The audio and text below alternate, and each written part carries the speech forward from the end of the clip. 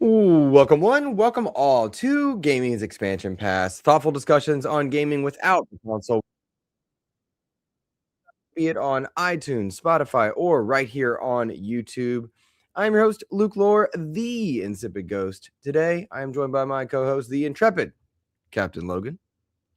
This week, we are tracking Starfield's biggest post-launch pivot as Bethesda confirms its PlayStation 5 launch alongside a major free lanes update as well as paid Terran Armada DLC.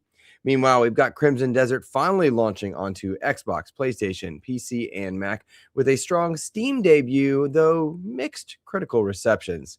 We've also got movement on Xbox's long-term hardware plans, useful Game Pass updates, and Sea of Thieves kicks off a new season. Logan, we like to start the show by offering words of kindness to those who have made our gaming weeks better. But first, how are you, my friend? I'm doing good. I am. We had snow, and now it's a little bit warmer. I've heard it's supposed to get cooler, but I'm excited because we finally have like hands-on with Crimson Desert, and there's a bunch of stuff going on with like World of Warcraft. There's Sea of Thieves stuff going on for the 8th anniversary. Like, gaming's good right now. Can't really complain unless you're bleeding edge, owning a graphics card and support NVIDIA. Goodness gracious, man. The amount of people upset about something they have no access to always amused me. It was an interesting set of discussions. I didn't really pull it much for our notes this week, the DLSS controversy, because I feel like it's been talked a lot about across a number of content creators. It's also seen a lot of people speaking out of pocket without being versed in what is needed for it, what it actually affects. And I will be very candid in saying that I do not enjoy the conversations that all AI is bad AI, nor the contrast in that is all AI is good AI. It's very subjective and a very subjective topic, and it has ramifications far beyond do we see makeup on a character or is this good or bad for gaming. Such a layered conversation. So I kind of consciously chose not to bring that into like the majority of our talking points, though I'm sure we will bring it up because it is relevant. I just didn't want that to be like our main pillar talking point this week. It just didn't appeal, I guess you could say. So that's totally fair. I mean, you're not wrong to say that it is going to affect a very small majority of people, but I do think that there is some a little bit of discussion to be had around it, just in kind of like a hey, this is where the wind is blowing. So just be aware this is something that all companies are going to start pushing more and more into. Very much so. Very much so. I do want to give shout outs to Nissa Hauer hanging out with us, as well as the Muffinmon and the Nerd Chat podcast, whom you were a guest on recently. I caught that episode. As well. It's good to see all of you there. Please, if you are joining us, hit that like button. Help us get to SGF. If you're willing to drop a super chat, help pay for a meal, help pay for a ride, help get us there. Hotel accommodations, all of that. Patreon support, super chat support, channel membership support. We really appreciate it.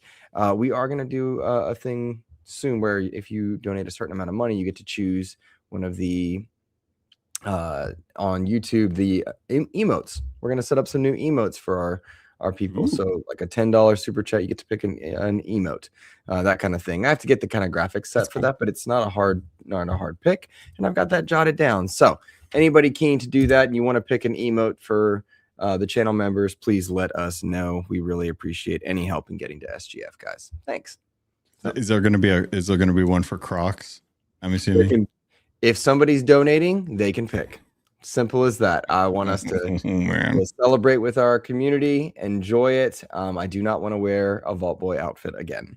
I'll say that. Oh, well, that's a shame because I'd already talked to a couple of people about that. But okay, never mind. It's fine. Yeah. All right. Well, there you go. Logan, I want to give a shout out this week to someone named Melanie who works in the game industry, was incredibly helpful for me. I'm working on a review, a 2026 review of Diablo 4, what it's like to be a casual player enjoying Diablo across Steam, Xbox, bouncing between accounts, Steam Deck, PC, Xbox. And Melanie has been very helpful in supporting that.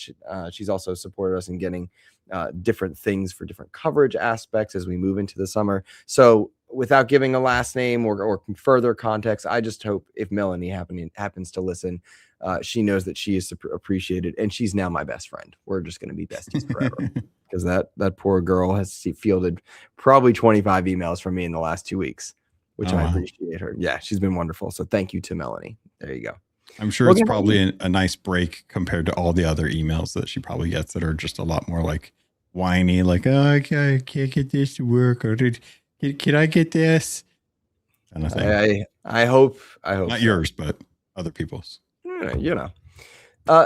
So my friend, who has made your gaming week better?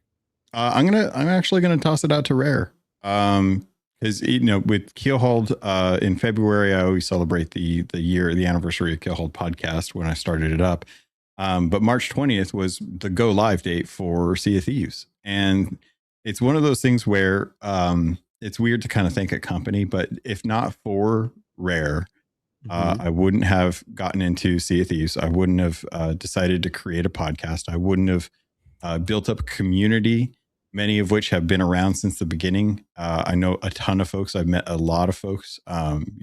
Current girlfriend outside of my marriage is because of Sea of Thieves. If Sea of Thieves wasn't a game, I wouldn't have met a chick at a convention. I got to go to England a couple of times, and overall, I've got thousands and thousands of hours. It rivals the only other games that I've ever been able to pull that much time from me have been like Destiny 2, probably like Super Mario Brothers 3 over the years, like Mario Kart, or World of Warcraft. And like Sea of Thieves is just one of those games that even through the hard times, even through the good times, I always want to try and recognize that studio's worked hard. They are striving. They lost Everwild as a project that they were working on.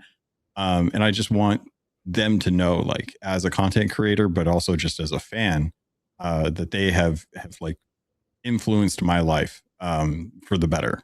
And I genuinely appreciate that. It's nice that they're getting to celebrate the 8th anniversary of the game. They said it was going to be a 10-year game. They still have a lot in as far as the story wise, they still have a lot to be able to cover. In the latest season that they put out is addressing content that hasn't been touched in the last 10 seasons. And so far the reception has been really good, especially for as light of a season as it is. I'm really happy to hear you say that. One of my favorite memories in my friend group has been during the pandemic, Joe, myself, Suddy, Kevin, jumping on to different, boat sizes at different times and enjoying and servers, and the many, many, many wonderful moments we had kind of getting each other through the pandemic via Sea of Thieves. And also over on my wall right now, I have a poster from the 2019 E3 where Sea of Thieves had a panel and they signed, the whole team signed that poster. I had the privilege of interviewing Mike Chapman, which is a privilege I've not gotten a second time, but so I really cherish that memory.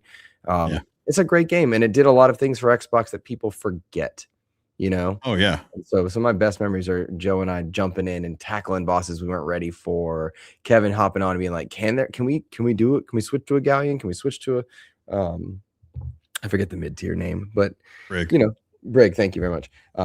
Just those are great memories, and we all have games like that, and that's the beauty of video games, is it brings friends together. My current friend group, we're all kind of in a single player phase, except for Joe, who's really loving Marathon. And it kind of breaks my heart because none of us are kind of into it right now, but the game's wonderful. Ains is loving it and stuff. So it's fun to see him enjoying it. It's a bummer because I'm just not feeling it. And right now, my game of choice is Diablo because I'm studying all the time. So I'm listening to audio and textbooks and stuff. Well, I need a game I can turn my brain off. And so that's been a good time. Blizzard does a good job at that.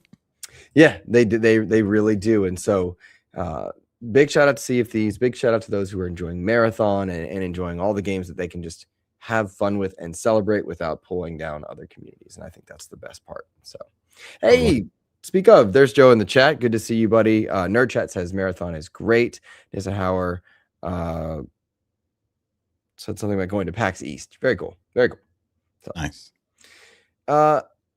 Logan, Sea of Thieves is one of those live service games that has been alive for a long time. And I think in many ways it's a hit. It arrived to PlayStation 5. I think that brought in a lot of new players and such. Well, Starfield is getting its PlayStation 5 launch. Bethesda confirmed that Starfield launches on PlayStation 5 on April 7th, 2026, the same day as it's getting two major content beats, the paid Terran Armada DLC, as well as the free Lanes update. Bethesda has described this as the game's biggest update since launch. The PS5 version will also support DualSense features, and the PS5 Pro will get separate performance and visual modes.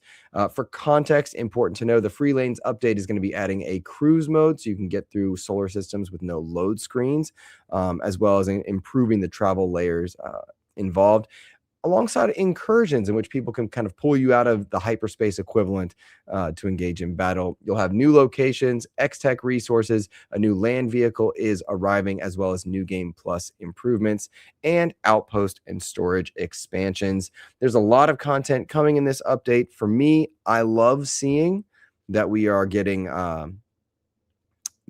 quality of life improvements. I do think there are far too many load screens in a game like Starfield that I truly love. Like, I've 100 plus hours in Starfield, love it, but it felt old. It felt dated even upon launch. It looks like this is going to do a lot to bring people kind of a more updated experience, a smoother gameplay experience in space.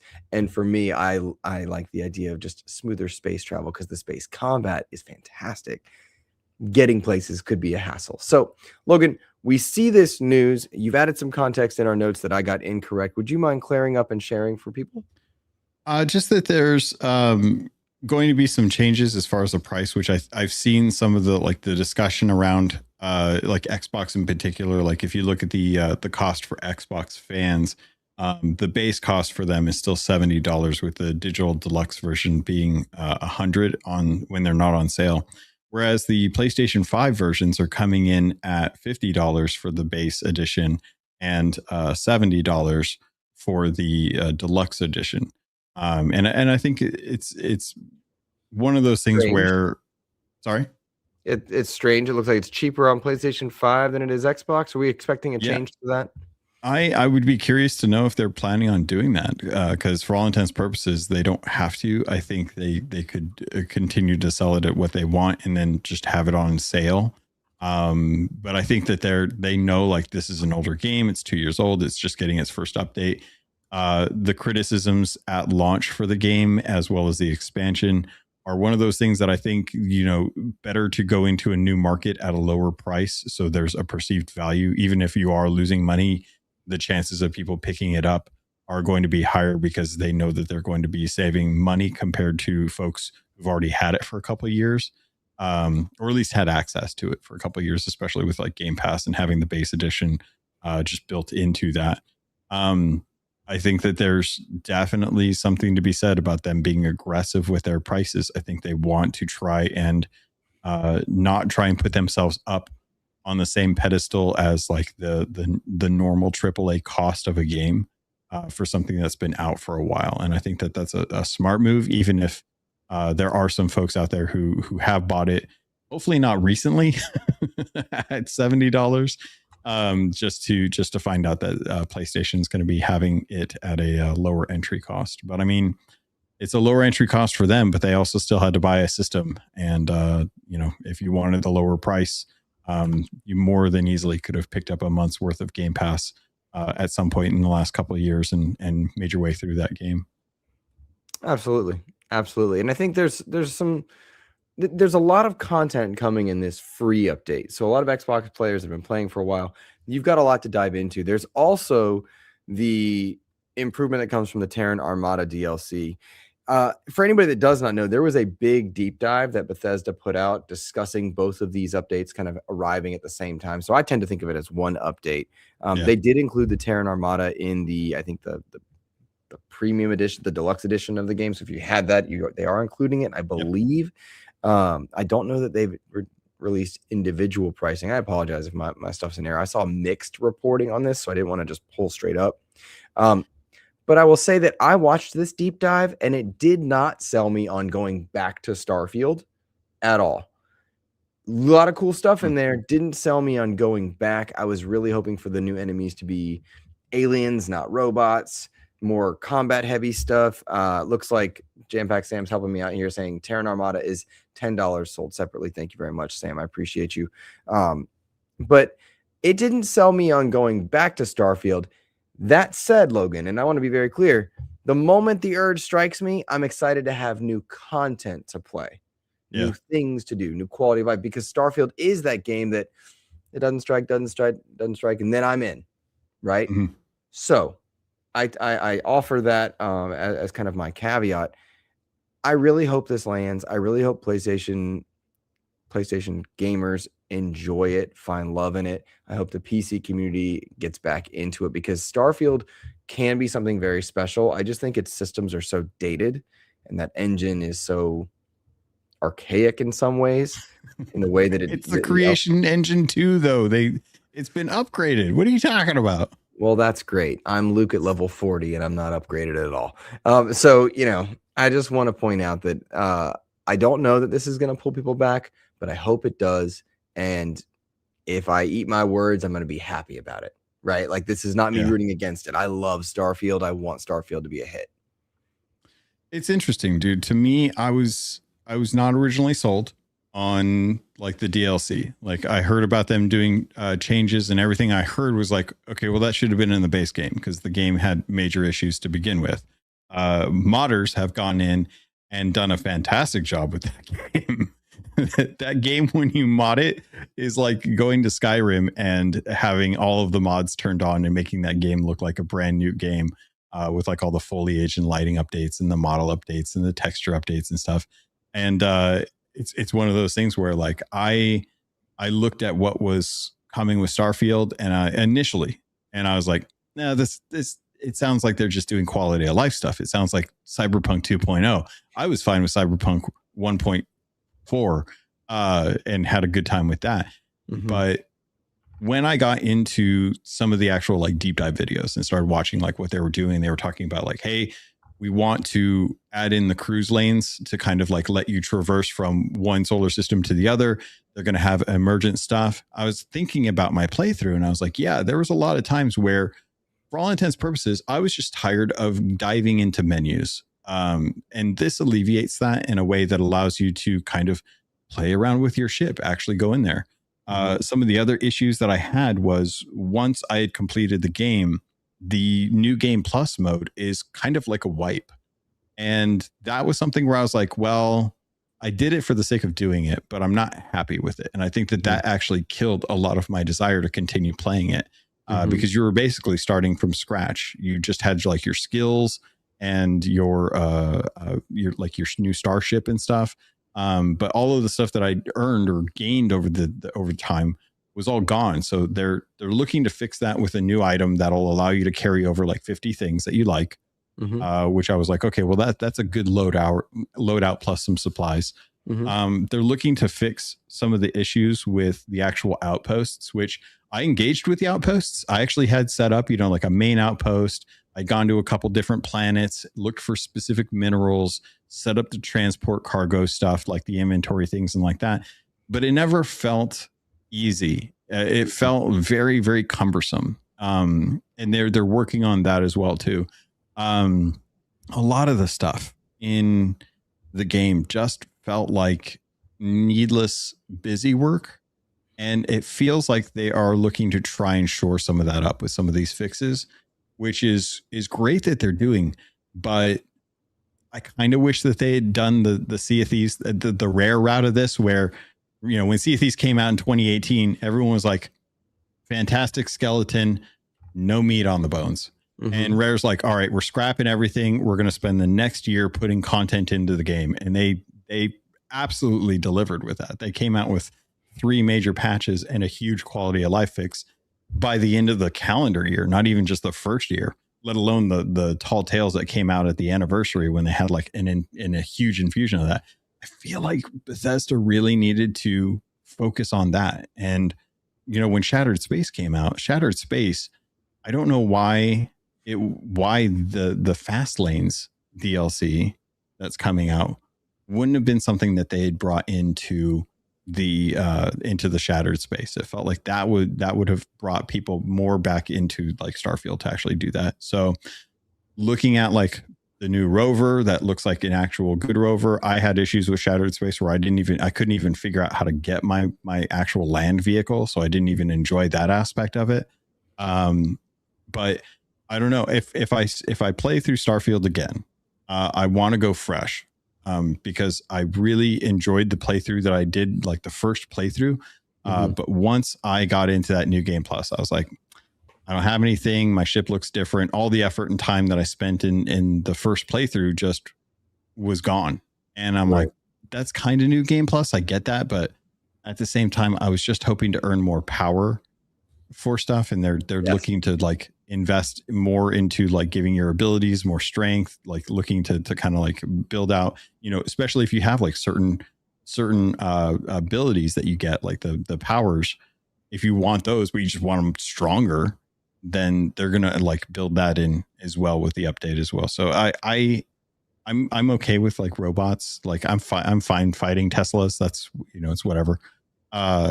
It's I'd rather have like a good solid first playthrough, like the way that like PlayStation fans are going to get at the get-go, and see how that plays compared to constantly fighting systems. I felt like I was enjoying the story. I was enjoying the game, the ship combat.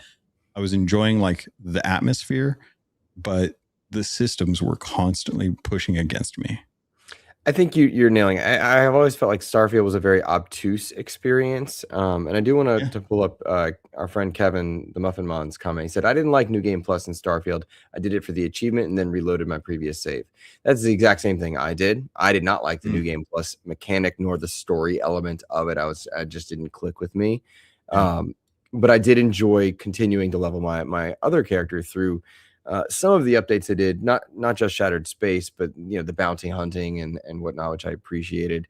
I like what I'm seeing that Bethesda's putting out as far as like the new ship parts, NASA tactical appearance, making my ship look more tough, more you know, combat ready, which is what I enjoy in video games. It reminds me a lot of the Expanse combat experience. When you watch that show, which I think is great. I like the new gear and new military force kind of coming in. I'm not sold on the robot stuff, but I think you've got a lot to happen there. To your point about the base building, for it to be, in my mind, less obtuse, it needs to be more ready to go, which I think that they are attempting to address. It is hard to watch a deep dive on Starfield and understand what you're getting. It just is. To go all the way back to its launch, it's very hard to understand.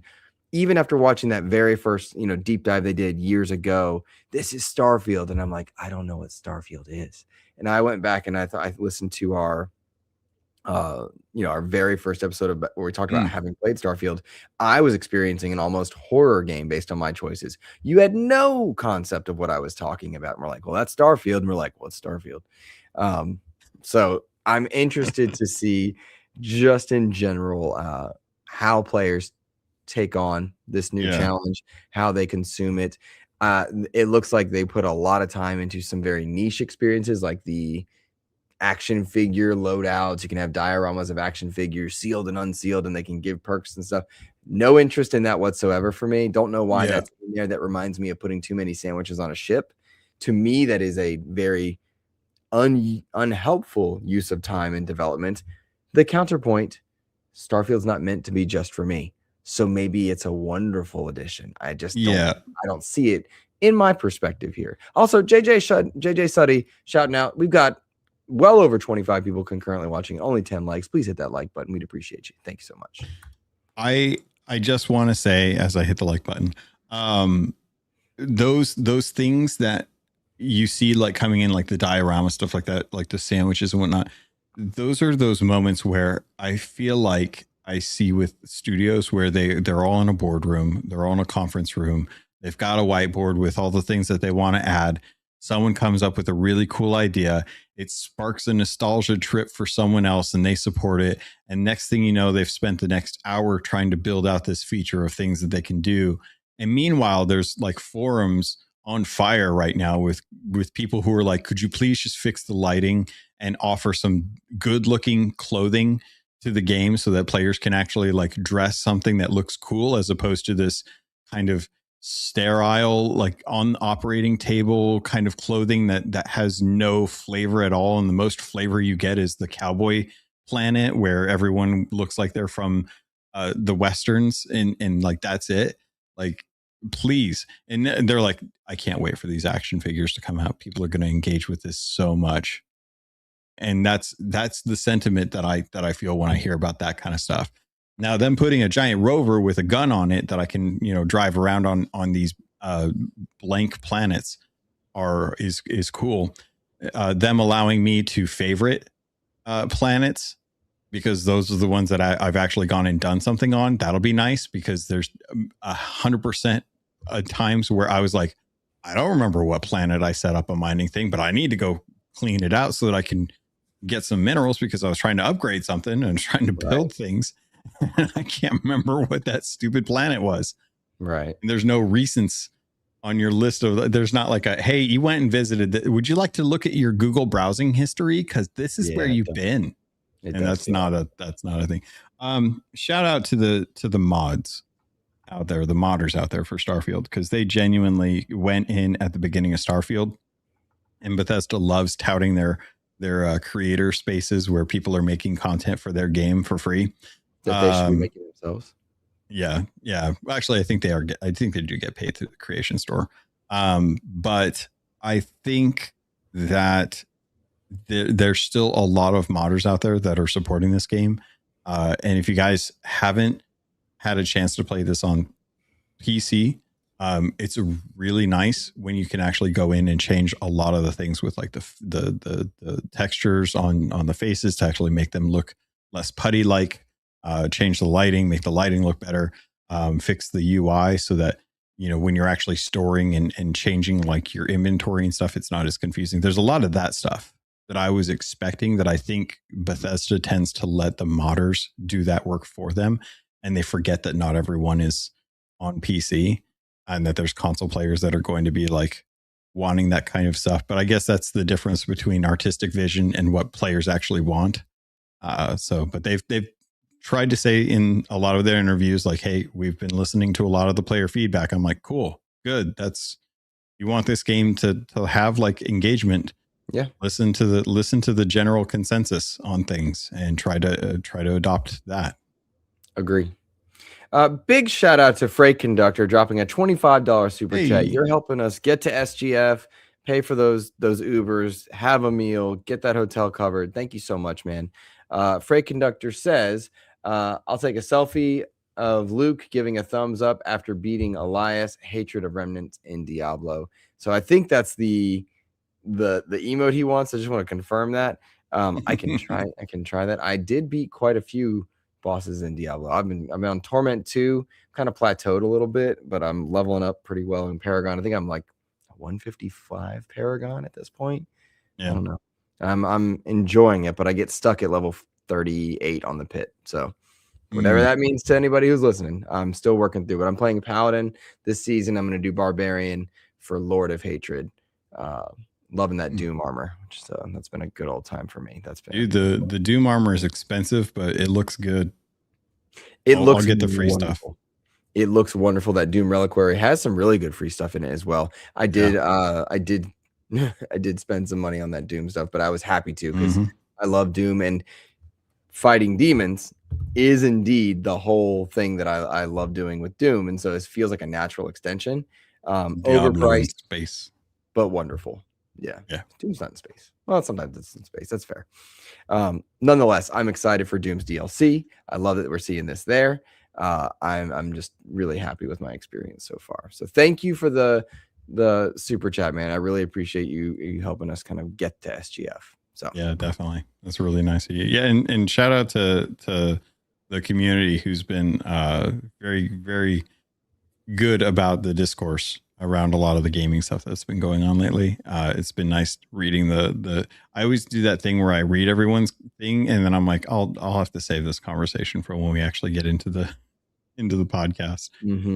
But yeah, it's been really nice kind of keeping up with everyone in the Discord. And definitely, like, if you guys haven't, if you are a supporter and you do like memberships are available. Definitely join the Discord if you haven't already, because conversations are really good.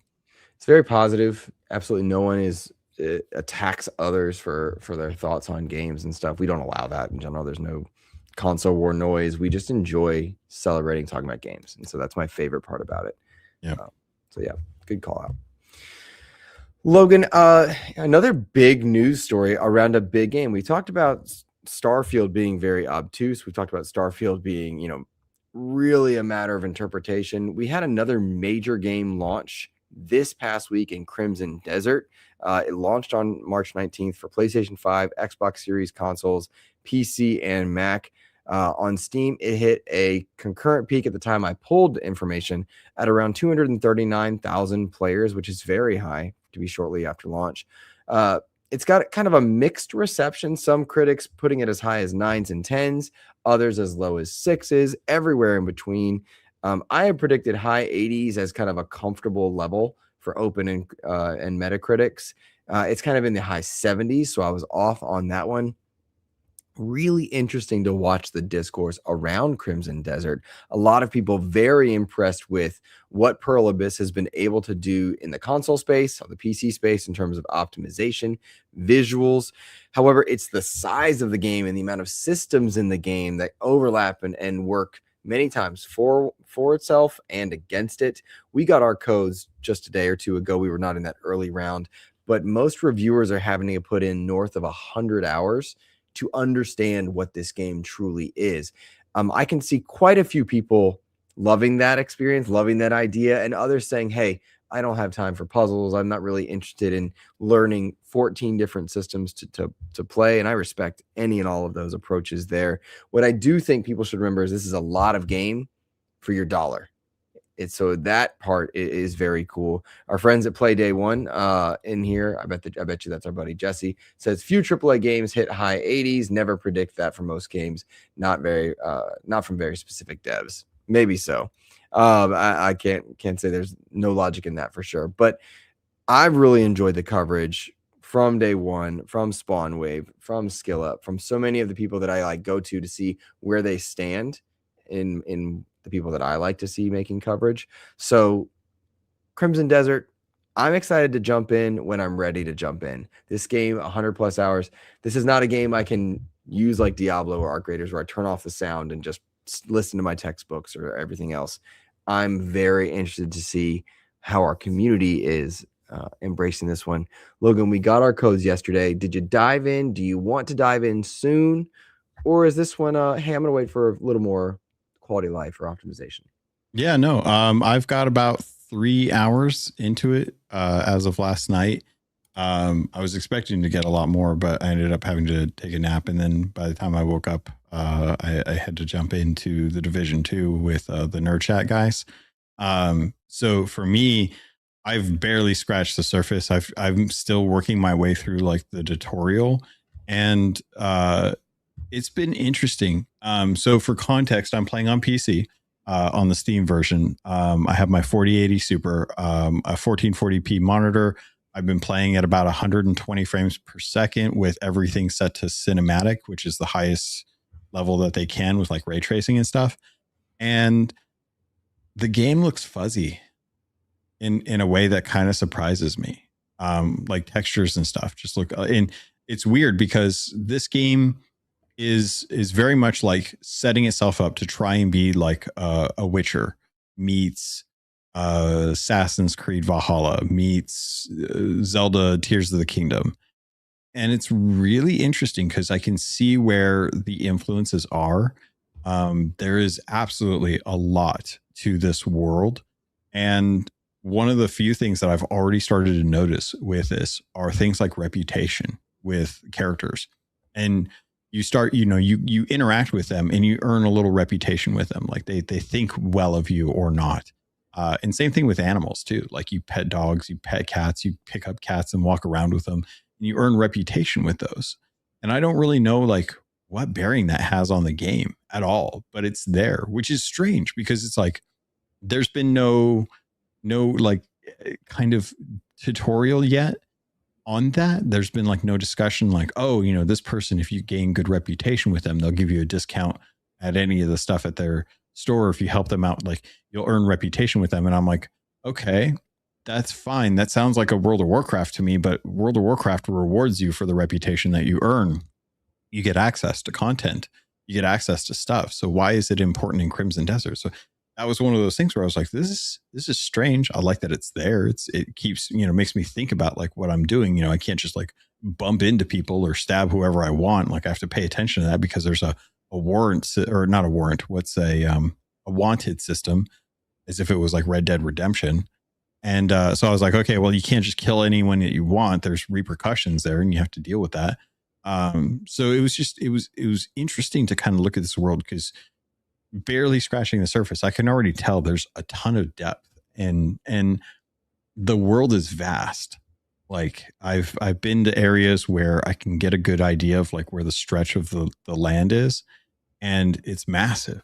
It's absolutely massive. And it makes me think like a Zelda game, like, is that actually going to be available to me to be able to like go and check it out? Because that sounds like it'd be a lot of fun. It'd be cool to kind of like wander around. So, but then I also take a look at the detail in there. You can walk into most buildings, you can steal and pick up little things here and sell them to other people. There's mini games like arm wrestling and stuff that you can do with folks. And I was very surprised to see just how much they went in to do little things like, training your horse, taming a horse is the thing that you have to do. Like as if it were a Zelda game.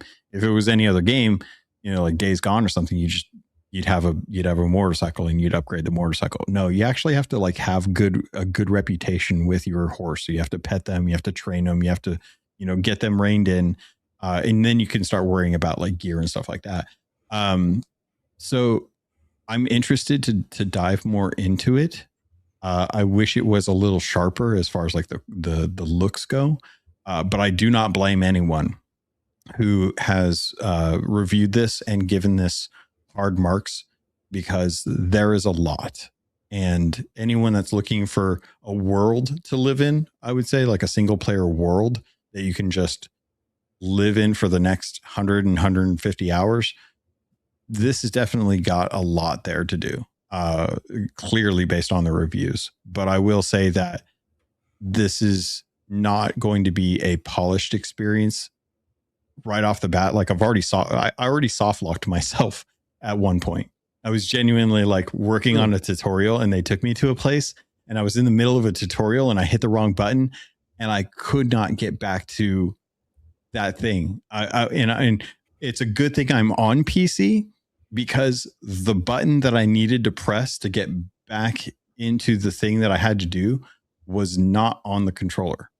And I was like, how are people supposed to do? Like I legitimately soft locked myself for like 30 minutes as I was trying to figure this out. Finally, I had to go into like grab my mouse and keyboard, go into the menus, figure out what button was, and then like engage with it. Like it was weird, dude. And like it was a really jarring experience, because up until then I was like, okay, well, I get what's going on. I've been tinkering with a couple things. Like I'd already tried to murder someone. Like there's a lot of things that I had already kind of poked around at, just to kind of see like where I can go, where I can't go with things. And I was like, okay, well, hopefully this isn't a sign, hopefully this isn't like a red flag. That I'm already getting into instances where I found a way to soft lock myself on accident. Because I think that it's a cool world. I think that they've got a lot to kind of like showcase here, and I'm interested to see like where that's going to go. But I can very easily see this being a game that I'll end up putting a lot of time into, just to kind of see like where it goes as far as that goes. And I hope that it sticks with me better than something like Red Dead Redemption 2, where I had a really good time with it. But at a certain point, I just got bored, and the missions weren't interesting or plentiful enough, and there was just too much like unsaid. And I'm kind of hoping that with Crimson Desert, like something like that gives me a little bit more to go off of, compared to like a Zelda game where the breadcrumbs, the little rewards that you get just through like exploration and adventure are present. I don't know if that's like this with Crimson Desert. We'll have to see. based on reviews, it doesn't look like that's necessarily going to be the case. So that's where I'm hoping the questing will make up for that. I appreciate, this is a lot of insight, and I really appreciate that it wears its MMO origin on its sleeve. Like, you can see a lot of that, Yeah. but it doesn't look, at least to me, mind you, to any listener, I've not played it yet, so I don't want to be like one of those people that's telling reviewers they're right or wrong. Or anything. I haven't played it yet, but I think about my experience in so it's a good example of this, Gotham Knights. That started as some like live service, games of service type thing, and they pulled that stuff out, but you could see it all there, and it was in the way. I'm not seeing it in the way in the coverage I'm watching for Crimson Desert. I'm curious to know if that is something that rears its head. I appreciate, and I put a link in the chat of Jesse's review for Play Day 1, and I really appreciated how thorough it is. A lot of reviewers are saying the game's not very deep. Others are saying it's massively deep. So that tells me that there's a lot here, and that your experience is very much going to be dictated by your interest level and just how you approach it, what you're trying to see. I will say for the chat, I enjoyed what I played at SGF. I really did. I really had a good time, and I'm anxious to go into this one when the mood strikes, because if it is a Red Dead 2, I know I'll get bored eventually. I want to approach this at the right time with the right mentality. So big shout out to our chat real quick. I just want to say Sainster, Bacon, Fun Speculation, Machine XP, all hanging out with us. Good to see you guys. I hope you're having a good day so far. I'm sorry, Logan. I saw them on. No, you're good. I think that's very much the case. I think it depends on how much you enjoy this game is going to depend on how much you let it take you. If you're willing to to just take it all in, just embrace all of it. Like they've already told me to go cut down trees for wood. They've already told me to go mining for minerals and stuff like that to help out, like, blacksmiths and stuff and forges and whatnot. They've already told me to like go and immerse yourself in this game. Go over there and pick up that cat and pet it while you walk out to the mine to go dig up some ore and stuff like that. Like I can see if you're willing to give yourself over to that experience, there's going to be a lot for you and you're going to have a good time with it. If you're just looking to get this knocked out because you're on a review embargo and you're not engaging it, you might run into the situation that I did, where I lamented my opportunity with Outer Worlds 2. I wish I had more time to engage with that game for the review. But unfortunately, I felt like I had to push to get the review finished for the embargo. So I didn't get to enjoy as much of the game as I wanted to through my first gameplay experience. So which game I was typing? I'm so sorry. Which game? Outer Worlds 2.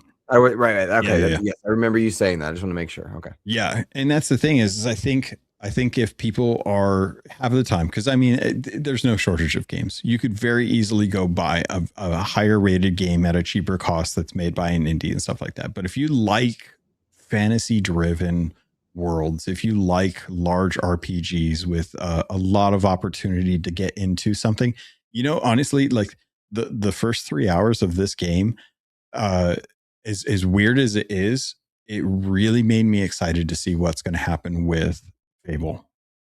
Genuinely, I was playing this and I was like, I really want to know what Playground's doing with Fable, because they talked about having those conversations with NPCs and having reputations and stuff.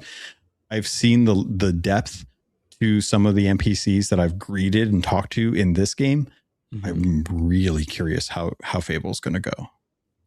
You nailed my next talking point, which is, okay, I do not want to worry about petting my horse to make it feel good so it does better, like in a video game, right? That's not what I enjoy by video. I want the horse to go faster as I level up, right? But Spirit, Fable has an opportunity to streamline some of that or go more into the sim category. And this is not a knock to Crimson Desert. That's not what I go there for, right? Fable is going to have to answer a lot of those questions in just how sim-like do you want to be? How much RPG do you want to showcase people? And how video gamey do you want to feel? And they've got to walk that line very cautiously, because there are wonderful experiences in the RPG space out there like this There are wonderful experiences that are very video gamey like this. You've also got a Grand Theft Auto. And to me, when I look at all the systems of Crimson Desert, to an outsider looking in optically, it looks like a Grand Theft Auto Red Dead Redemption level of intricacy in a world that you've chosen. And I wonder, like, okay, how much have we scratched the surface? Fable will have to do something very similar, not just for Xbox fans, but for everybody, because the word Fable does carry weight. It doesn't carry the weight that it might have, and it doesn't mean what we might think in this space to kids in their 20s, kids in their teens, but it has to answer a lot of those same questions. So I think that's going to be a really interesting approach. And frankly, Xbox has gotten it wrong with its multi-platform releases in games like Outer Worlds and gotten it very right in others, right? And so they really have to walk a line of, how do we price this? How do we talk to people about this? How do we showcase this? For all our Starfield conversation and our love of Starfield, I do not think that game showcased well. I just don't. So how are you going to sell this to multiple audiences? I'm talking about Fable at this point. Forza Horizon 6 is a very easy showcase. Yeah. Fable might not be. Crimson Desert clearly was not, for all the mixed reception. And you get out of it what you go into it looking for. And I want to call out and shout out all the reviewers of Crimson Desert, from our friends at Play Day One to others whom I've never met before, for taking a thorough time to really articulate what they saw, because it's just so varied in what you might experience. Yeah. And that's tough with a big game. It's tough to make sure that you've seen as enough to be able to understand, to be able to speak to it. And that's, shout out to Travis for IGN, doing a good job of spending enough time and managing the obstacles that were thrown in front of him when trying to do this review, because it's tough, especially when there's no guides. There's patches that are coming into stuff like that, and folks have to deal with stuff that consumers won't. What I will say is that I've seen some criticisms around like the controls and stuff. I will absolutely say, like, yeah, the controls are very, very odd. I've already been going in to edit and adjust things to kind of better fit like a normal gameplay style. I don't know why they made the choices that they did, but thankfully you can edit a lot of those. And they've already kind of said, like, hey, we've seen some of the feedback around the controls. We're looking to see if we can get some of that fixed up in future patches and stuff. So they want to support this game. They want it to do well. They spent a lot of money on it. They spent a lot of money on the marketing. I think that this is definitely going to be a really, really good game in the future. I think this is going to be one that right now, just based on what I'm hearing from reviewers and the little bit of time that I've spent on it so far, I would say keep this on your list and keep an eye out. Look for when they start putting out patches and seeing like what they do in the patches, because that may help if you're on the fence right now. You're muted, sir.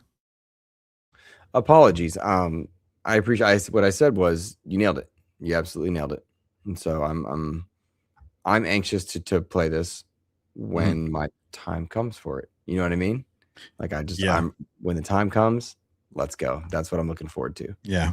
So. Yeah. It's like trying to play The Last of Us at the start of the pandemic. It's not going to feel right, and you probably shouldn't. And I still have like a lot of feelings about that. Hypothetically, of course.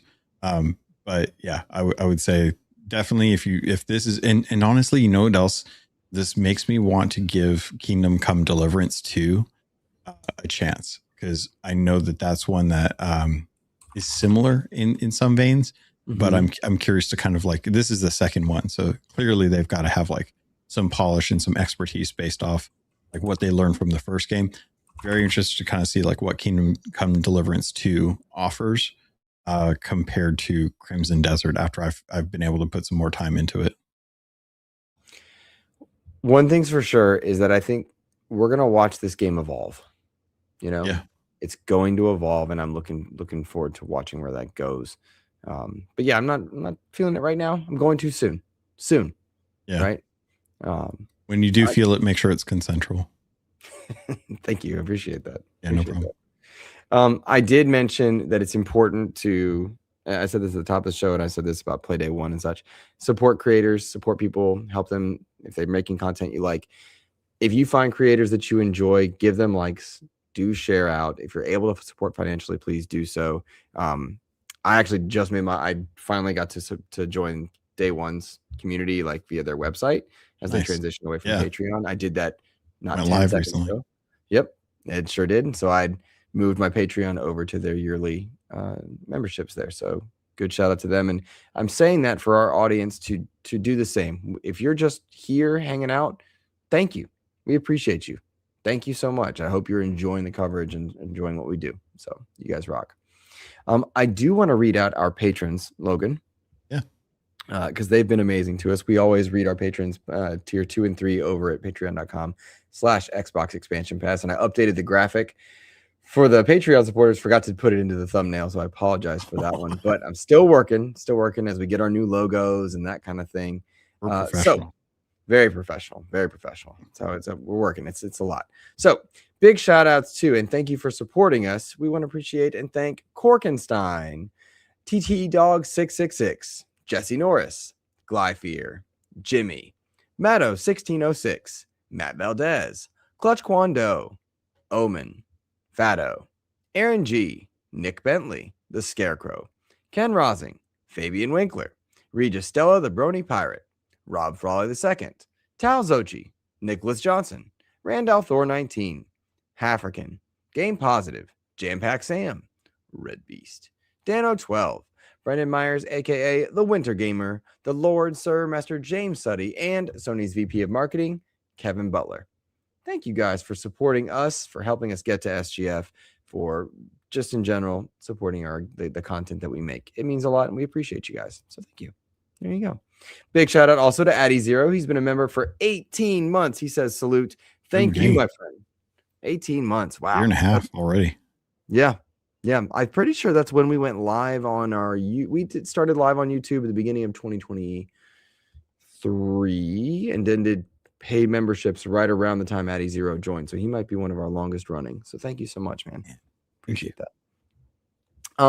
Hey, I got to interview the developers over at Tribute Games for Scott Pilgrim X this past week. Didn't do a lot of big numbers. A lot of people didn't seem to catch on to it, but I really enjoyed it. They gave some really good insight into Marvel Cosmic Invasion, into the 2D brawler space, the game design space, and why older games feel dated versus feeling good, but how you can update them to feel good. It was just a really fun interview with Yannick Belzile. And so if anybody hasn't checked that out, please do go check that one out. I really enjoyed that one, and it's a niche game, I get, but those 2D brawlers are making a comeback, and so I just really thought it'd be fun to listen to. So if anyone gets a chance, go check that one out. It was fun. Yeah. And who doesn't love Scott Pilgrim? We're all nerds here, right? Mm-hmm. We all love our pop culture. Who doesn't love Scott Pilgrim? Come on. Fun game. Very good on Steam Deck is where I've been playing it. It's a great mobile. Can I just tell you, man, like I have my Logitech G Cloud and it's been like a good in between from when I don't want to be on a console. I don't want to be on my computer. I just want to lay in bed and play a game. I've realized the limitations around like Steam Link that genuinely like make me think like, man, you know, like an Xbox Ally or like a Steam Deck honestly would probably go a lot further than what I'm using with my G Cloud. And it's just one of like, I moved my Switch down to my room, but because of games like Scott Pilgrim and Marvel Cosmic Invasion and like Splintered Fate and stuff like those kind of games where I'm just like, they're not TV games, but they're definitely like handheld games that I'm just like, I kind of wish I had something that was a little more like keyed in for this kind of experience. And I finally saw like some refurbished Steam Decks go up on sale for the spring sale that Steam's doing right now. And I was just like, man, I wish I had the money for this. I understand. Yeah. I wish I could justify this. My credit card says no, and they're charging me for that as well. And I'm like, dang it, it's not fair. I saw that Steam sale go live. They're doing their spring sale right now. A lot of really good deep discounts. I think Resident Evil 3 is $3, which is Yeah, great. dude. You Man. mentioned Splintered Fate. That game's $3 right now. And on I think it's also on sale on PlayStation and Xbox, but get that game. That's a great, if you like Hades, but you like TMNT, that's the perfect marriage there. There was one Fallout, I think, is on Fallout New sale Vegas, yeah. And that's one that I keep wanting to go back into. Ball Pit's like $12. If you're not on Game Pass and you're on Steam, please, for the love of God, give Ball Pit a look, because man, that game, Skull and Bones, is $6. It's like 90% off the original price. It's wild. But yeah, Fallout 76, they just put Bigfoot in there. They've got fishing now. Nice. They're bringing in more cryptids. It's wild. But see, like that's the best part. Now, to your point of that handheld space, right? It is very expensive to dive in there. Switch 2 got a nice boost mode for its older retro games, which is very cool. And I think what I like about that truly is more and more people are getting more and more people. Let me rephrase that. More and more people in the development space are figuring out ways to maximize older hardware, because newer hardware, newer tech is so expensive. And so there are a lot of initiatives to update existing hardware to get more out of it, which is what it should do. We want that, right? That's a very good thing. But I think cost is prohibiting new buyers. So they're finding ways to get more out of older stuff, which is dope. Machine XP actually said, I just got an Ally X, almost returned it until the most recent update. Game changer. Machine XP, would you share what it did for you that made it so worthwhile? Because I would love to share that with our audience, because I wanted an Xbox Ally, but Logan, like, I'm not spending $1,000 on that. I'm saving any hardware money. You know, I sold my PlayStation, my Series S, and my Switch 1, all so I could get a Steam machine. I don't know if that's happening. But like, what are we doing in that space? I want to give a shout out to our buddy Gentlestone. Said almost wish an Xbox had an 8-inch version of the Portal. No big CPU, but a console and that accessory for $259 or so. Man, I look at that Portal. I don't know why that thing sells so well when you have, to my way of thinking, more optimized versions that can go more places and such that aren't internet dependent, to the point of what Logan was saying about his G Cloud. But I'm also like, hey man, there's clearly an audience. They're clearly having a good time. Yeah. So maybe I'm wrong. And it's not a dunk. I'm not attacking them. Clearly people want that. So if General Stone's saying I want that for Xbox, I think Xbox is just approaching it differently with their Ally X and such. It's interesting, right? Like I think one of the things I saw recently, that the Xbox Ally got an update that allows the Xbox big picture mode, whatever they want to call the full screen experience. You can add apps to that, so that you've got your games and then you can have apps, and there's certain apps that you can add that give you access to controls that you would normally have to swap over to the Windows experience, like the standard Windows 11 experience, to be able to go in and edit. So I know that a lot of folks who have the Xbox Ally X who wanted to stay within that full screen experience for the Xbox are happy, because that update came through that gives them better access to tweaking settings and adjusting things, or gaining access to different ecosystems through that main experience without actually having to exit out of that kind of user interface, that user experience, which I think is a really, really, really good thing for Xbox to try and push more and more of. That's how you're going to be able to really kind of mold that experience of like what the Project Helix is talking about, where they're trying to give you PC and Xbox console experience in one kind of uniform setting. And we've been seeing and hearing a lot of news about that experience getting tweaked and messed around with to try and be a little more inclusive of like stuff that's outside the actual Microsoft ecosystem.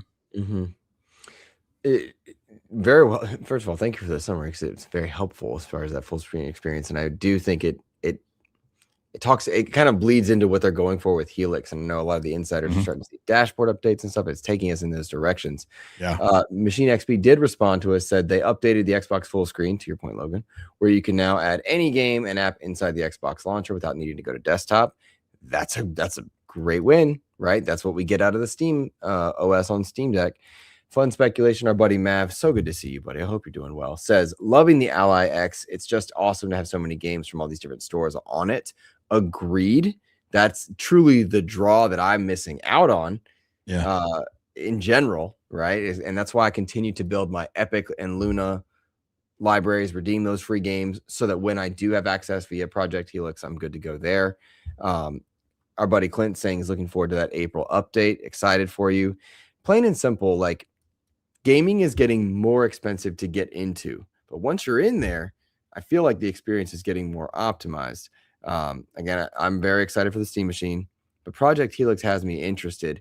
Logan, I talked about back when Xbox did their second price hike on Game Pass Ultimate in a year, and looking at all the things they've done with Game Pass Ultimate to make it more expensive, but not, and even if it's more valuable, it still hits the wall too hard. I canceled my subscription and I remain canceled on that. Like meaning that like it's not renewing, right? It's up in November. I do not plan on renewing that no matter what they put in there at this point in time. It's just going higher than $30 a month is too much for me to justify right now. But in a world, if Project Helix and the mobile spaces can all streamline those things, it's hard to argue that it's not worth it down the line. But it's a matter of the buy-in and the finances to maintain. A quick shout out to Mav saying Humble Bundle always. Agreed, my friend. Humble Bundle is great. That's actually a really good shout. Yeah. Yeah. So like, talk to me about Game Pass and Project Helix and where you see them kind of coalescing. I think that's really going to be the kicker, right? Like we've talked about this in the past when we've talked about like the Xbox SAD in the one generation. We've talked about it with the Xbox S with no. What is the SAD? The Xbox One S all digital edition, which was nicknamed the Xbox One SAD. This is one of those things that we've talked about where it's like, what do you get a kid for Christmas? Well, you get them an Xbox Series S and a subscription to Game Pass. And then they've got a huge library of games and access to. And with more and more games being put onto Play Anywhere, they're going to be expanding backwards compatibility. I'm genuinely hoping that like if they're planning to go more all digital, because I think this is the biggest issue that a lot of folks have is retention of ownership to some degree with video games, depending on if you buy them physically or if you buy them digitally. Having Game Pass really does kind of feel like that Netflix experience. And to the point of like subscribing, they have increased the cost. They've added value, whether or not you're taking advantage of that value or not. And they've done a pretty good job of taking games that initially started on the ultimate tier and started to kind of like push that down the river so that they start hitting the premium and the standard editions. Like we recently saw South of Midnight start making its way down to the premium and standard editions and stuff. So the folks that are looking to save a buck because they may be investing money elsewhere in the gaming atmosphere or getting access to that. I think with Project Helix, I'm hoping that what they do is that they embrace Game Pass in the same way that they have in the past generations. They make that the main driver for folks to want to engage with the Xbox ecosystem, because I don't think you can't get Xbox Game Pass anywhere else. And even at $30, you're still getting a lot of really good value if you're spending the time doing that, because they're still putting really good games in there that are third party that we have not seen. I was talking with the Nerd Chat guys last night because Daddy D Wally is trying to convince X Bacon Gaming to play Resident Evil 2 and Resident Evil 4 before jumping into Resident Evil Requiem, which I'd be curious to hear if you agree with that sentiment or not. But he was looking on Steam to see like what games are on sale because of the Steam sale. Well, 2 and 3 are on Game Pass, and is like, and so is Village. So why not just play Resident Evil 2 on Game Pass if you're already paying for it, if you're already spending $30 a month, like just have access to that, engage with it, make sure that you're getting your value out of that. But if one of the conversations we had a long time ago was if you're not, and Project Helix is, we've had questions come in like, do we think they're going to have a disk drive in there? Are they going to support a digital or a disk system? It's kind of concerning. Like, well, what do you do if all you have is just purchasing the games outright and you're not supporting Game Pass because of the cost? How many games are you buying in a year? So are you asking me the Resident Evil question or the game? Well, do you think that people should play 2 and 4 before they jump into Requiem, or do you think it's fine to have people play Resident Evil Requiem? And then to the other question was I'm curious if you think if Xbox Game Pass is going to be something that will justify itself better at the higher price when we have more accessibility to it through different hardware sets. Okay, so to the Resident Evil question, you do not need to play 2 and 4 or 3 to enjoy Requiem. You'll get some of that fun Easter egg stuff, but the game does a good job at like telling you and giving you background. I think what's more like what he should do is play Requiem, and then if he likes it, go play 4. And then if you're interested, go play 2. Like that's how I would do that one. You don't need to play them to be happy. In fact, I don't like. Sometimes we as gamers will gatekeep and say, "Oh, you need to play this first." Like, you need to go watch the entire MCU before you can enjoy Infinity War and Endgame. No, they're good on their own. But it's fun if you like the Easter eggs. But if it's not for you, if you're not going to live and die by that, then you can watch a great action movie, Requiem does a very good job at existing on its own with a ton of callbacks. So like there's a lot of story callbacks that you don't need to know in order to enjoy playing the game.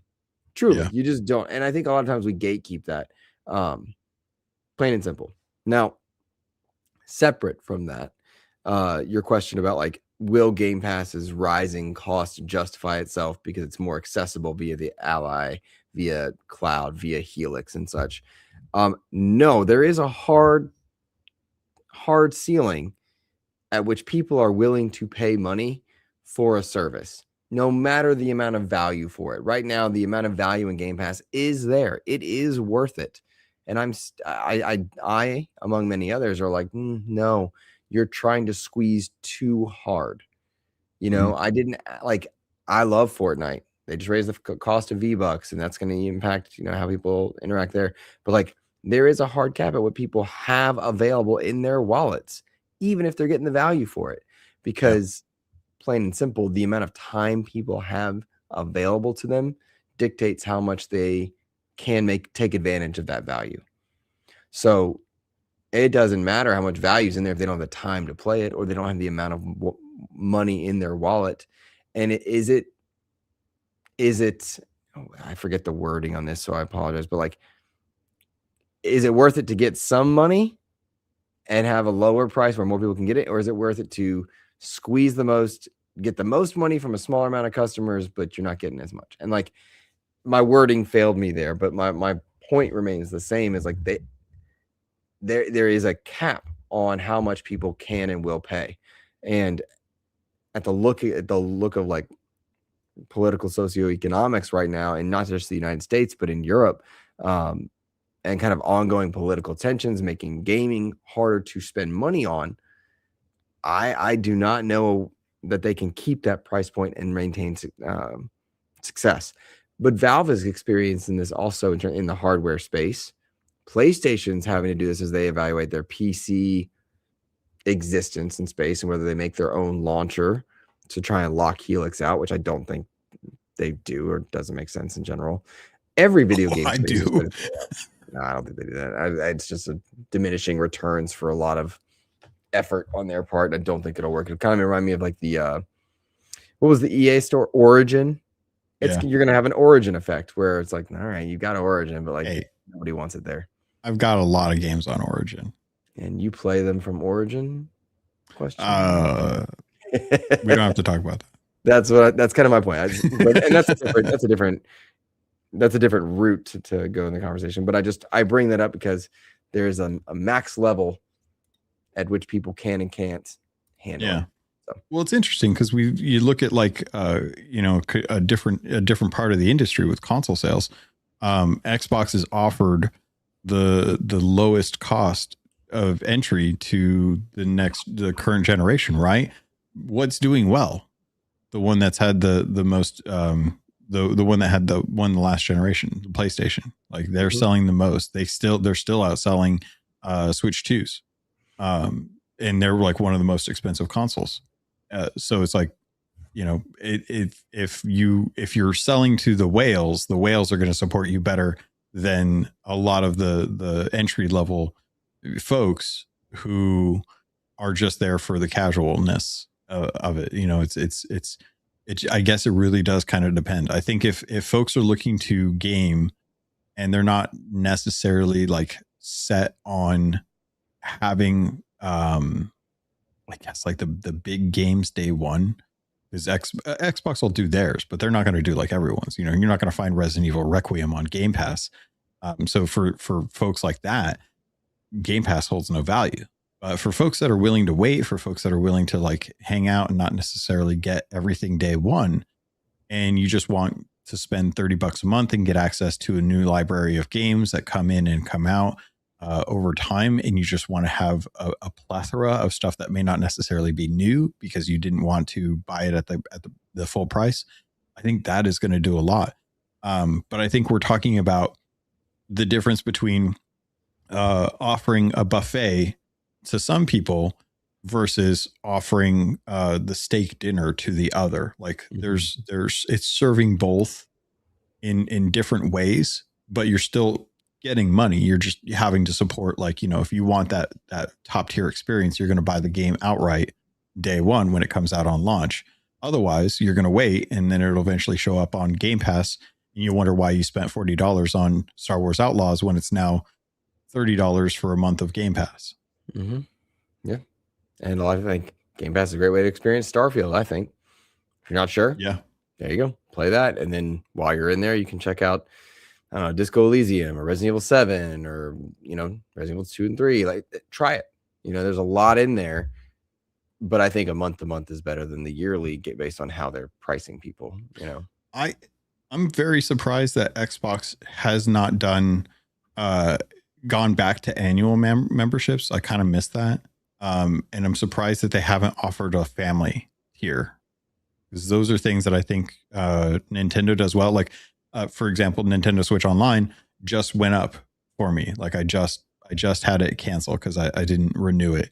And now I'm sitting here thinking like, okay, well, was I really engaging with like the NSO content, like the old games and stuff like that? I was like, yeah, in a little bit, but I've got new games right now that I am playing that are all single player that I don't have to worry about like having online for. So for me, I'm like, well, this is cool. You know, I didn't necessarily need to have Switch Online right now for this. I'm just playing single player content. So I'm saving myself like the bucks, but you know, I had it for a year effectively. And now I'm sitting here thinking like, maybe I could just, you know, do like a month to month for when I want to have access to it. Quick breaking news. Minecraft Dungeons 2 is available now to wishlist. Wow. That's a thing. Oh, that's right. Minecraft Live went live this morning at like 10 a.m., didn't it? I forgot about that. Minecraft Dungeons 2 announced for our PlayStation 5 series consoles, Switch 2, and PC. Available to wish list. No date that I can see. So that's cool. That's kind of neat. I like Minecraft Dungeons. I'm glad to see it was a good game. Did you ever watch the movie? Minecraft Dungeons or Minecraft movie? Did you ever watch the Minecraft movie? Nah. Oh. I'm a teacher, man, so I heard Chicken Jockey a lot. Oh, I can see. Yeah. So it goes. Logan, I wanted to mention something about Blizzard and Jess Kaplan. You want to talk about Legend of California? I do not want. I want to talk about Jeff Kaplan. Came out really and shared a whole lot of stuff about his time at Blizzard. He's making a new game, and so it's part of a promotion there. But he did like a 5-hour podcast and then a 10-hour live stream, and he really felt unchained, like NDAs had finished up and such. Yeah. And I don't want to go down the deep dive of this, but for anyone that doesn't know, Jeff Kaplan used to work at Blizzard, has been very outspoken of late, talked about his time working and kind of overseeing Overwatch, and essentially dropping a number of F-bombs, said how garbage the leadership above him was about what Overwatch needed to do, even bringing him in the room saying that if Overwatch doesn't make this much money by this date and then this much money per year overall, then 1,000 people are going to have to get laid off and it's your fault. And he's like, what? I don't even agree with some of the stuff we're doing. And it just had enough. And he called it his FU moment to leadership. And it really sucks that a CFO can come in and say just that.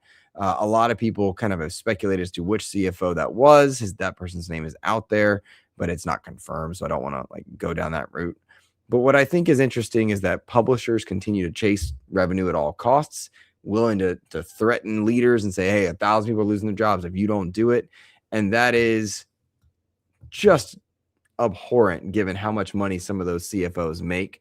And it's just an absolute shame. Somebody in chat asking if it's Mikey Barra. I do not believe it was Mikey Barra. It's somebody above that. Talking about a CFO at the time for Jeff Kaplan's experience. But if it was Ibarra, then that's terrible too. Nobody should be saying that. Nobody should be threatening in that way. That's a garbage way to run a company, run a platform. And Overwatch suffered because of it. So there you go. Yep. Been saying it for years that a lot of the stuff that happened with Overwatch was coming from the top down. They had a lot of I had the pleasure of meeting Jeff at lunch one day when I went to one of the sandwich shops that's right next to the campus, secondary campus part of it down in SoCal.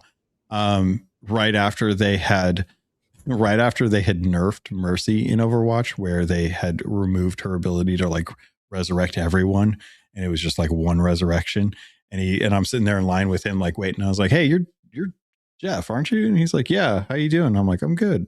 He's like, good. What's your name? I'm like, Logan. He's like, cool. I was like, I just want to say, I really loved love playing Overwatch. He's like, oh, really? Who's your main? I was like, Mercy. He's like, oh, yeah, Mercy's had a lot of changes recently. I was like, yeah. Hard judgment, huh? It was a choice. But I mean, I think I might switch over to Junkrat now. So, but he was super nice. And if you guys don't know, I'm gonna, that was Luke is the news guy here. He's the one that wants to get those kind of soundbite interviews and stuff like that. So I appreciate his attention to the interesting conversation around what was going on with Overwatch 2. Legend of California is going to be a Western survival action game. And I have sat through and watched these 10-hour streams with him. Really? Yeah, I have. I genuinely have. And I've watched him go through the mines and go and have to chop down wood and bring it over to a thing and go attack camps that are higher level and watch them talk about the alpha that's coming out soon. And it genuinely looks like they wanted to make a game that was like Rust, which is a very, very popular survival game, but in a Western world in the history of California. And I think that during the Gold Rush. Yeah, during the Gold Rush, it looks fun. It looks very early. They're going to do game preview on this, and I'm really, really excited that he's actually getting to make a game that they want to make. And I was very, very happy to see this. It looks fun, especially after starting to really open up to more survival games like Winrose, Grounded 2, games I'm working on a long-term review for Enshrouded right now because they're going to be doing a 1.0. Are you? I thought you'd stopped working on it. Are you working on it? Yeah. And in fact, I'm streaming with A-Chick on Tuesday nights. Nice. If you guys want to check out and see how Enshrouded is so far, had one experience, very, very interesting. Love that. And that's one of those things where it's when I saw the interview come out with Jeff and he was talking about the pains of the stuff that was coming at him from top down for what the team had to accommodate for Overwatch 2. It was one of those things where I genuinely felt bad because I have a friend who works on that team. And we try not to talk about work. I try not to bring up Overwatch too much unless I'm giving him praise because I know that team works hard And a lot of the commentary online, they don't pay attention to. They don't want to look at the comments and stuff because it's not something that devs want to focus on. They want to focus on making a really good game. They want to focus on making a really good experience for people. And to see Jeff come out after being away from Blizzard long enough to be able to speak about this kind of stuff, it really does showcase like, hey, there are people who make mandates, whether we hear about it or not. So when I hear like things like, like Sea of Thieves has never missed an Emporium update for any of the months that they've ever had like pushbacks on regular content, they will always release an update for their store so that people can buy stuff. That is that feels like a mandate that they have to do something to try and earn money for that game. So I feel for him having to be the head of the project at that time and having to deal with all this, because that's something that can't fall down. You can complain up, but you never complain down. That is not what you do in business. So the developers probably heard this and were frustrated for a lot of reasons. And I'm glad that Overwatch is getting a little more love now, because I feel like the developers under Microsoft, we'll say under the new leadership at Blizzard, are getting a little more free reign to be creative and do what they want, as opposed to whatever Bobby Kotick says. Yeah, God, that guy sucks. The Legend of California is going to be a very interesting game. And if you guys wishlist it now and sign up for the alpha, they're going to be doing a small preview build for folks that like survival games. And as someone who spent like 15 years in California and actually love that state, wanted to go to California ever since the movie The Wizards. Because of the kid with autism who really loved California because that's where his twin sister was. I genuinely am looking forward to seeing what they do. And I want to support that studio because it's a small, like 50 person studio who have some of the best talent from Blizzard at the launch of Overwatch lifespan. And that to me sounds really cool. When you pull in talent like that, who made Overwatch, and you're trying to make a survival game set in California during the Gold Rush era, I'll check it out. I will absolutely check it out. I will tell you right now, man, that would be a dream interview for me, just to hear his insight, his knowledge, because I am not an Overwatch player. And apart from Diablo, not much of a Blizzard player. And yet I'm still so fascinated by this man's career, by his insight, his knowledge. And like, Legend of California, like, it does look cool. I did appreciate it's in very early alpha, and he was just, people were like, oh, this game doesn't look good. He's like, you've never played it. Never played it. It's very silly that you would go out of your way to shut it down. And I look at a conversation about Starfield, a conversation about Crimson Desert, and any other game or movie set or whatever. I have no interest in Marathon, just to be plain so. But I'm not going to go out of my way to dunk on it. I've never played it. Apart from the server slam, I should say. I played the server slam, but I've never played its 1.0 version. Yeah. I'm not playing it daily. I don't have stake or stock in how it does. It doesn't make any sense for me to go out and be a jerk about it. And that goes for any and all people. You don't like a game, don't play it. Don't. That's okay. Yeah. And it really is confusing to me when I see that behavior. And I was glad Jeff called it out. Yeah, definitely. And I think that and anyone that's been listening to the show for a while since I've been here, you guys know I tend to promote the higher tier new IP, even if I know it's going to be a 7, because I know like it's hard to do a new IP. It's extremely difficult. So when I see games like Crimson Desert, when I see games like oh gosh, I'm totally blanking. There's like Banishers of New Eden is like a love letter to me. Oh gosh, what was the one that we played that was one of the first Unreal Engine 5s, had really good lip sync, and we played it had like the no, this was a couple years ago, where you had the powers and the wrist blade thing that you had to change it from Immortals of Avium. Immortals of Avium, thank you. We loved that game. Yeah, new IP is very, very hard to like root yourself in. Look at High Guard. There are games that just don't make it. Callisto Protocol. Callisto Protocol. It's so hard to get new IP to latch on and for it to build a community. So when I see like, hey, don't judge a game before you've actually played it. You can have your opinions. You can decide if you want to do it, but don't actively be a jerk about it online because it's not for you. Okay.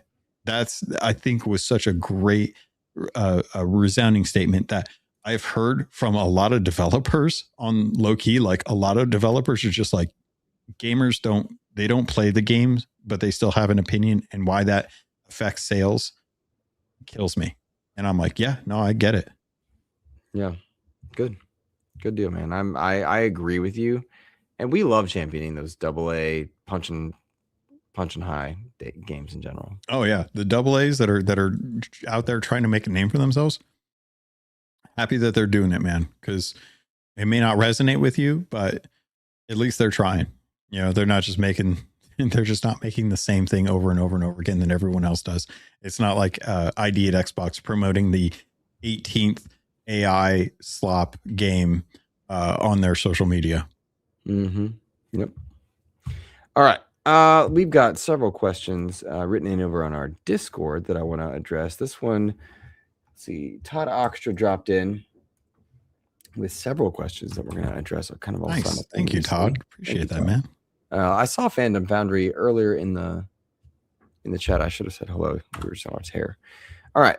So Todd drops in and says, with Helix all in on the Xbox Pass library, where do you see them going with physical media storage? Does Helix ship with a drive? Is the drive separate like PS5, or do they do digital only? Oof. Oh, shout out to Matto1606. Matto, I'm at level 37 of the pit, loving Diablo. Oh my gosh, so good. Nice. I do not think Project Helix ships with the drive. I think it has a separate, you can buy a separate thing, but that in a component shortage time. I think right now in R&D, they've got both, right? They've got both, and they're ready, and they're waiting for a button or a pricing or something like, okay, we cannot ship a $1,500 console. What do we do? We just said return to Xbox. We got Ash Sharma here. This is our chance to save the brand. How do we do it? And they're weighing and they're teetering and all of these things.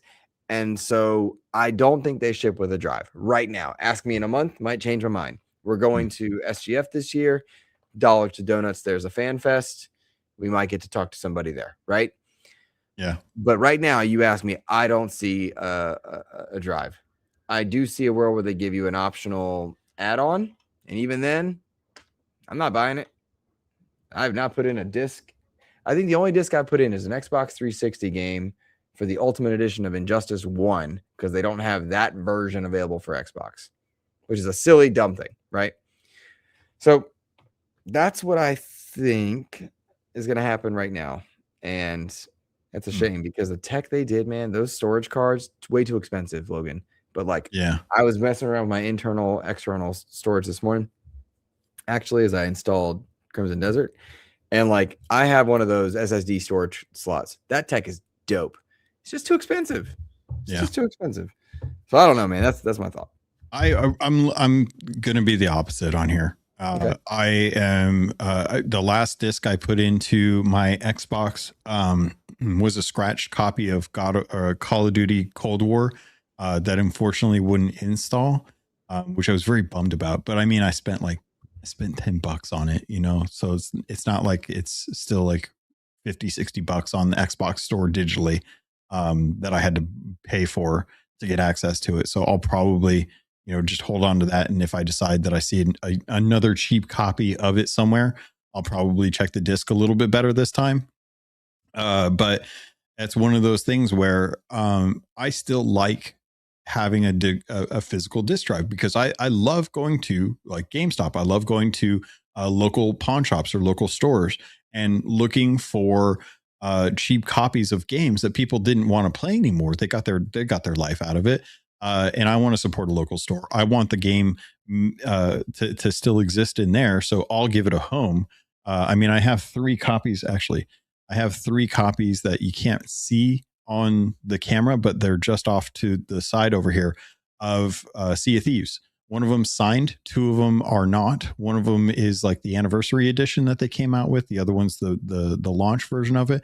All of them were used because I bought the game digitally when it first came out because I was on PC. So it was one of those things where it's like, I like having the physical disc because I can find them cheap. I can support a local reseller, and I can then have the experience without having to worry about like, is it the Steam sale? Is it the summer sale? Do I have to wait for it to go on sale for me to find it, kind of thing? And I like just being able to put it in there and have that experience. So I do hope that Project Helix has that backwards compatibility support. Xbox has been one of the best like consoles out there to support their old stuff. And I genuinely would like to have the games that I have right now still be accessible without having to hold on to my Xbox Series X the same way I have to hold on to my Nintendo 3DS with all of the physical cartridges that I have for that, just to be able to play like my old Zelda games. And to your point, I will say PlayStation got it right when they had their hard drive system. Their NVMe slot was industry standard, and it's still like the best way to go about having like expanded storage on a console. But I have 2 of those expansion drives, and when I had multiple Xbox Series X's, that was fantastic. Hot swap those games from one console to another without having to like do anything was absolutely amazing. That tech was far too expensive for how awesome it is. There you go. All right. Todd, I hope we answered your question, my friend. Mav in chat saying that it's much like the PS5 Pro. He's hoping for a 2 terabyte to happen with the next Xbox. Maybe so. That'd be cool. I would be happy with that. It should 2 terabytes feels like a necessity at this point. It should be 2 terabytes as standard. Yeah. That should just be standard, like just plain and simple. But again, we always go back to these costs and what it means. And like, again, I don't know what's going to happen with the Steam machine, man, or the Steam frame. Dude, I don't know. The thing that I want, if Xbox does additional SKUs, I want the power to be on parity, like the way the PS5 is. I want the options to be storage and hard drive. Like PlayStation 5, I think in hindsight has done a good job of saying like, okay, the digital edition is just as powerful as the disc edition. The difference in cost is the disc. I would prefer that, power parity between SKUs. Just give me the opportunity to have like different discs or different hard drive sizes or like a disk drive. Give me that as the differentiator between SKUs. Mm-hmm. Gotcha. Shout out to A-Chick joining us. Good to see you. Hope you're doing well. Hey, we know her. We do. All right, Logan, I feel like we've kind of arrived to kind of our closing point here, but I wonder, is there anything I've missed that you wanted to bring up that we didn't? I know you talked about Sea of Thieves. Yep. We talked about Game Pass, did Project Helix. We've covered stuff in our notes. Is there something we didn't get to that you wanted to? I don't think there is. I will say, just to kind of touch on, if you guys want to hear my thoughts on the NVIDIA DLSS 5 thing, go check out the Nerd Chat, where I spent a decent amount of time kind of talking about my feelings on that. At the end of the day, it's an option, and there's things that you can do, things that you can't do. I think for me, I'm more concerned about this being a slippery slope for AI, more than like whether or not it's going to be something that people have access to. Nailed it. There you go. I like it. Your comments on Nerd Chat were very well articulated. I am not one that was against what I saw because of so few people have access to it. Did not bother me in the slightest. I think it's going to be a tool for developers. It's going to be a tool people can have access to, but the amount of tech that required to even do that, 95% of people don't have access to. So I did not reserve what I like to call my valuable time and energy to be upset for that. I'm upset about other things in life and other things there.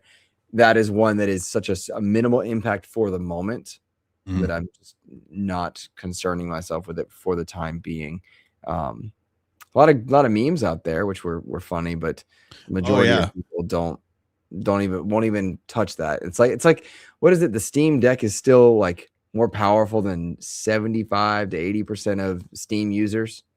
Like the amount of tech to do DLSS 5 so few people have access to. Yeah. It's like, all right. Not worried about that. Not going to be angry about it. Not interested in arguing with people about it in Discord or anywhere else. Just don't care. I think the question comes not who has access to it now, but will this be the standard going forward? Yeah. Because it'll always trickle down. And I think that the trouble is that the way that they're doing the enhancement with DLSS 5 is not actually doing something at the actual like geometry and texture level. Mm-hmm. It's purely like say you're taking a video. If you were to take a picture of one frame and then put it through an AI generator, it would then generate an image that looks more realistic based on what it interpreted from that picture. And I think that does less for what we want out of like DLSS than what they're looking to do. And I think we would rather have them do actual enhancements to the geometry, to the texture work, to the lighting at the core level of the game, to give like tools to developers to be able to make their game enhanced in ways that don't tax the studio as much when they have to actually like build out that kind of stuff. But at the end of the day, I don't know, man, I still kind of miss it when graphics cards actually did the work, right? Rendering the game, as opposed to letting the graphics cards create a fake image of what the game was or should be, kind of thing. Yeah. So I don't know. It's one of those things. It's like, it's so little on the priority list. I would rather focus on looking forward to the next really good game to play, as opposed to what are my settings going to be on this game. Yeah. And I think that's the argument for console versus PC enthusiasts, not the which one's better, which one can be most optimized. Some people enjoy the build, right? They enjoy that chase of frames and stuff. Yeah. That is not where I enjoy my gaming. I enjoy playing the game, not setting up to play the game or evaluating. That's just my method of enjoyment. When I think my next most anticipated game is Lego Batman Legacy of the Dark Knight. Really? So excited for that one. First? Pragmata?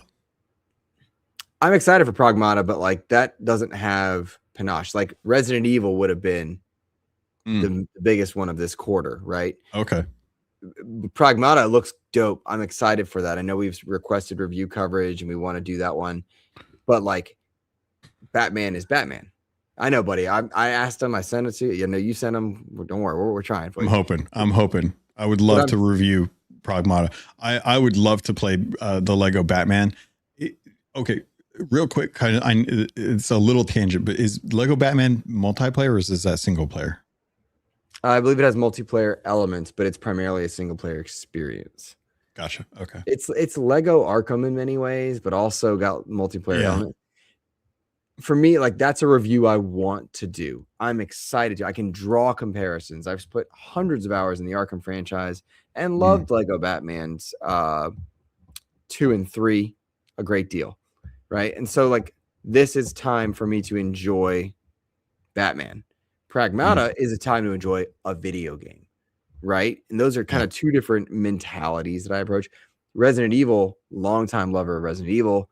To me, that was a almost spiritual experience because I got to go back and enjoy Resident Evil to the level that I do. Right. Like I'm been sitting here fidgeting all with my umbrella the whole episode. That's been my fidget today. But not your Dragon Zord. No, my Dragon Zords, both of them are comfortably over there, resting. But, you know, it's just, those are what I'm looking forward to right now. That's fair. You know, now, Halo, Gears, Fable, Forza, all on the horizon, man. I'm excited for them. Yeah, me too, actually. I did notice, I just picked up on Steam. I don't know if Xbox has a sale. I should probably have checked. But I found out that the Steam sale has the Lego Party game on sale for $30. So I picked that up because, dude, when we played that at SGF, that was a fun game. So that was one of those, I saw the sale and I was like, I knew a chick and some friends had like picked that up and they had played it a little bit. And I was like, oh, okay. good time to jump on that and actually have that in the back pocket for when I just want to like have fun and play games with friends. Yeah, I get that. All right, my friend. Saintster, Nisa, Machine XP, A-Chick, Mav has been in chat. We've seen Matto was here. We saw Nerd Chat was here. Todd Oxtra hung out with us. OG Frost was here. Goodness gracious, I'm trying not to make sure. Gentlestone hung out with us. Clint was with us. We saw so many different people. Jesse was with us. Gentlestone. Thank you guys all for watching. We appreciate you all. We right now have over 30 concurrent viewers across all platforms, over 25 likes. If you haven't hit that like button, please do so. And we're trying to get to SGF. So if you want to become a channel member, drop a super chat, go to our Patreon. Any and all of that is supported. But if that's not in the budget, we respect it. We appreciate it. Just hit that like button, share us out. Because, man, we're really proud of the work we're doing. We're excited by the things we've got coming for XEP to soon become XP. We're really happy. And so we're appreciative of any and all support. So thanks, guys. There you go. Awesome. Logan, what do you got that you want to point people towards? Anything? Gonna be talking more about Handheld. Got the episode for the anniversary update this week. And I know I'm going to be jumping in tomorrow to do some hourglass fights. So next episode of Handheld is going to be on Monday. I got that long-term Enshrouded review that we're going to be working through as I dive into the content for that. Going to be spending more time on Crimson Desert so that I can actually like have an idea of like, how this is going to play out. I'm hoping for the best on this one because I know that they've had to like pivot a lot on this game, kind of in the same way that I've seen with like Skull and Bones. But we'll have to see how that goes in the future. But outside of that, just enjoying games. I hope everyone has an opportunity to have a good weekend. I know it's finally it's warmer out here in Ohio. So going to go out and enjoy some of that sunshine because I've heard that, there's a certain amount of tolerance that vampires and gamers have for that. So I want to make sure that I get my year's worth in right now. But that's about it as far as that goes. When I see you at SGF, I hope you're you got a little more color to you. Okay. Get outside some. Got the color right here. That's all I need. Oh boy. Actually redo my nails. I know it bugs you. It's okay. It does. It does bug me. I can't, and I hate that it bugs me. Like this is a Luke problem, not a Logan problem, and I know it. And it's just like, oh, I'm old. It's gonna be okay. You're gonna survive. Oh, these kids, and this. How much older am I than he? You're like 4 years on you. It's not by much, but it's just one of those like. It's just one of those curmudgeon-y old man things, like, oh, with the painted nails, I ruled in this country. It's so stupid. Like, what a dumb thing to be about, right? Like, I know it. Like, it's clearly a me problem. It's like when I'm You know what? Just go buy some Nvidia stock. All right, just go buy some Nvidia stock. I know. I owned Nvidia stock anyway, though. Like, it's part of my Roth IRA anyway, and like, whatever. Good that you went with the Roth. I've heard mixed about both, but. I hear Roth is supposed to be better. I don't know what the hell any of it means. So there you go. Oh my God. All right. I don't understand that world. Like I didn't grow up in that world. I've always been in education. Read a book. Read a book. Speaking of which, read a book called Project Hail Mary and then go see the movie, or go see the movie and then go read the book. Yeah, a book I'm reading right now. It's by it's called The History of the Future by Blake Harris. Somebody recommended this to us. Blake Harris is a good writer. Yeah. Apparently not a nice guy on Twitter. I don't know if that's true or not. I can't tell. You don't have to be on social media. I've heard you can be a real jerk and it doesn't cause any issues. Yeah, why would it? But I do enjoy reading. So there you go. That's what I'm reading right now. Nice. I'm trying to think of what else he's done.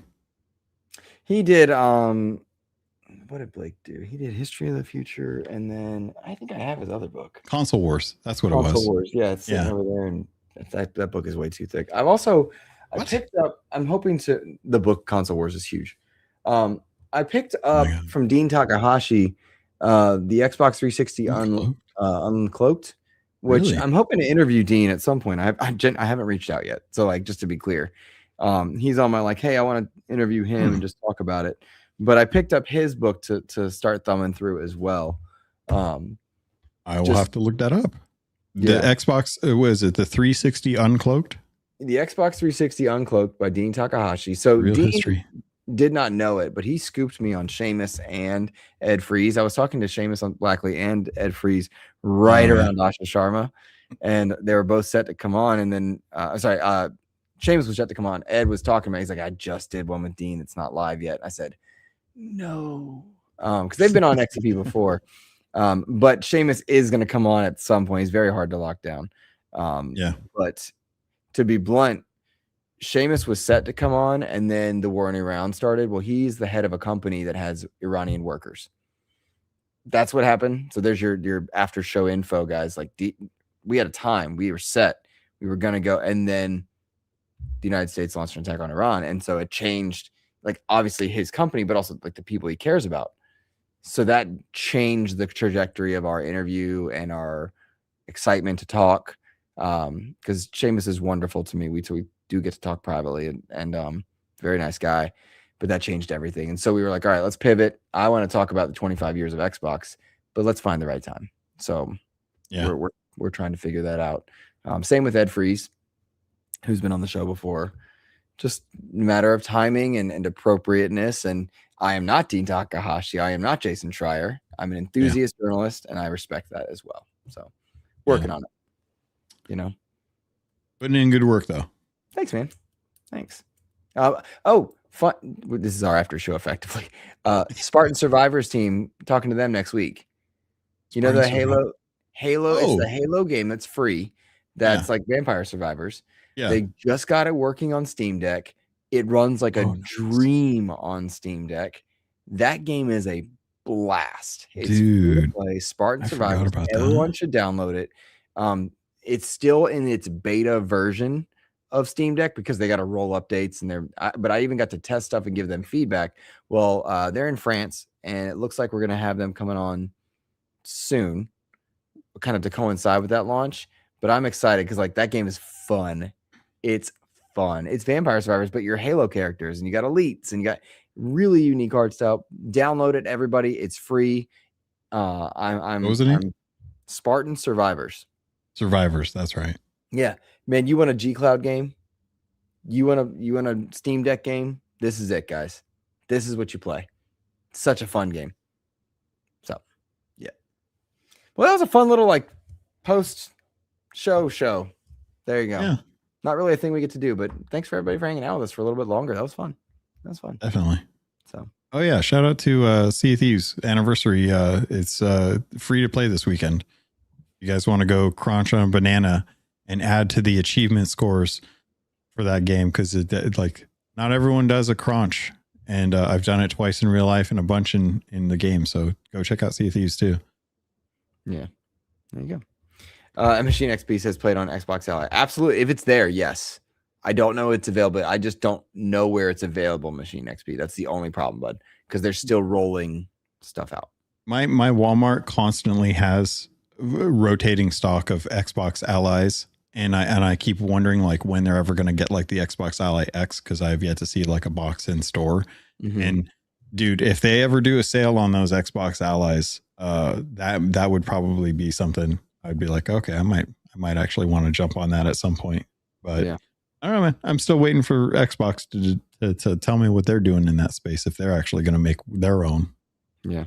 I tried to get us one for coverage. Wasn't a thing. That's tough. We don't punch at that level. But you know, we'll see. We need Paris Lily. All right. That's going to be it for us. Have a fantastic rest of your week, everyone. Take care.